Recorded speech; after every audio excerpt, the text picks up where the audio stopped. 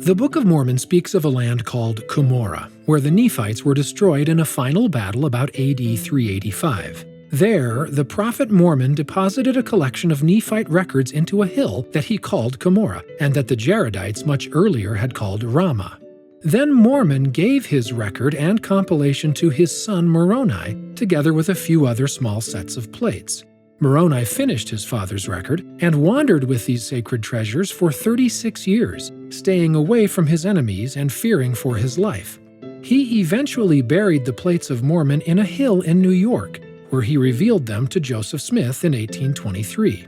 For several reasons that are found within the Book of Mormon itself, many readers see this hill as being in a much different location than the hill of the final Nephite and Jaredite battles. Beginning in the mid-1830s, early Latter-day Saints started calling the place where the plates had been deposited and found the Hill Cumorah. The earliest such historical uses of that name come from accounts of William W. Phelps and Oliver Cowdery.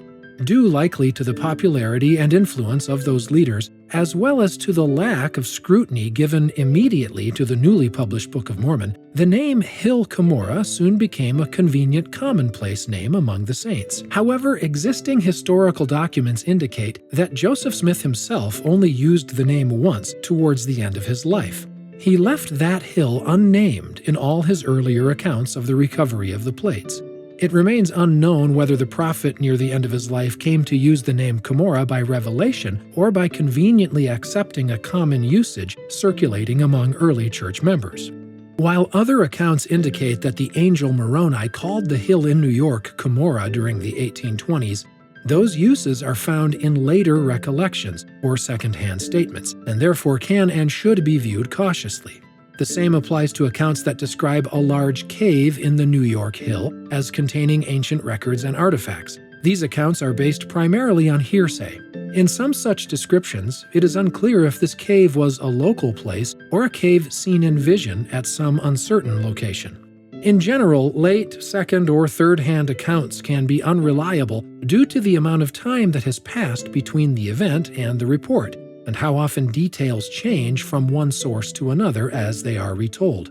Likewise, widespread beliefs or cultural assumptions may influence later recollections, thus compromising the reliability of such accounts. As a result, a number of Latter-day Saint scholars have pointed out that the New York Hill doesn't match very well the description in the Book of Mormon, such as it being prominently located in the land northward, north of a narrow neck, and close to a sea. The lack of archaeological evidence for massive battles at the New York Hill seems to confirm the idea that the hill where Moroni deposited the final record was located in a different area than were the Cumorah battlegrounds. Meanwhile, the church itself has no official position on this matter. Almost a century ago, Apostle John A. Whitsoe, after discussing the controversy surrounding the location of Hill Cumorah, explained that, as far as can be learned, Joseph Smith, translator of the book, did not say where on the American continent Book of Mormon activities occurred. It is left to all readers to ask questions and remain open to uncertainties and possibilities about the Book of Mormon's geographical and historical settings. While it's interesting and important to collect and use the best information and tools available in reconstructing the Book of Mormon's geographical setting, it is more important not to lose focus on the book's own self-declared purpose to be a divine witness of Jesus Christ and the eternal truths of His gospel. And now you know why.